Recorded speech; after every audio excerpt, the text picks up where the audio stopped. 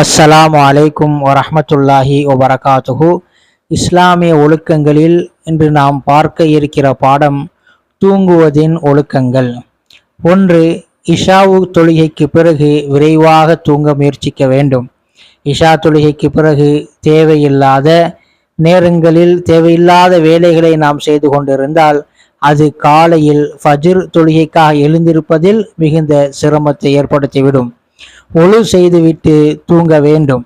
ஒழு செய்துவிட்டு தூங்கினால் ஒழு முறிந்துவிடும் என்பது வேறு விஷயம். ஆனால் கடைசி நேரத்திலும் ஒழுவோடு இருக்க வேண்டும் என்பதுதான் நபி ஸல்லல்லாஹு அலைஹி வஸல்லம் அவர்கள் நமக்கு காட்டி தந்த வழிமுறை. படுக்கையை 3 முறை உதற வேண்டும். தூசிகள் அல்லது விஷச்சந்துக்கள் எவையேனும் அதிலே இருக்கலாம். இது நபி அவர்கள் நம்முடைய பாதுகாப்பிற்காக கற்றுக் கொடுத்த நல்ல வழிமுறைகளில் ஒன்று.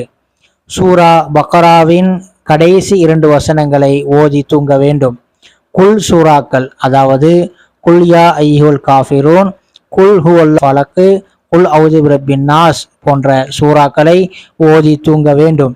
வலதுபுறமாக சாய்ந்து கையை வலது கன்னத்தின் மீது வைத்து வலது கன்னத்தின் மீது வைத்து தூங்க வேண்டும். இது இப்படித்தான் அல்லாஹ்வின் தூதர் ஸல்லல்லாஹு அலைஹி வஸல்லம் அவர்கள் தூங்கினார்கள்.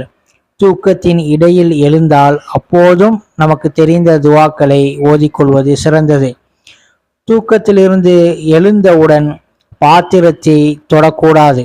தண்ணீர் உள்ள பாத்திரத்தில் கையை விடக்கூடாது. அதற்கு முன்பாக கையை நன்றாக கழுவ வேண்டும். ஏதேனும் ஒரு கெட்ட கனவு கண்டால் அல்லாஹ்விடம் பாதுகாவல் தேடிவிட்டு இடதுபுறம் 3 முறை துப்புவது போல செய்கை செய்துவிட்டு பின்னர் தூங்க வேண்டும்.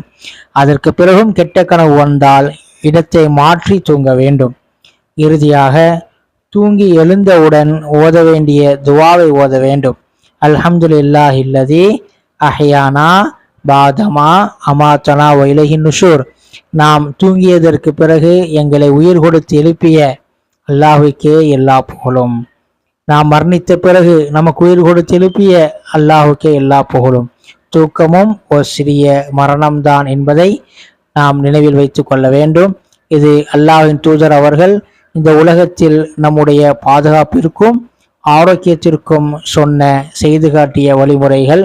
மறுமையிலும் நன்மைகளை பெற்றுத்தரக்கூடிய செயல்பாடுகள். இதை ஒவ்வொரு நாளும் செய்ய எல்லாம் வல்ல இறைவன் நமக்கு அருள் புரிவானாக.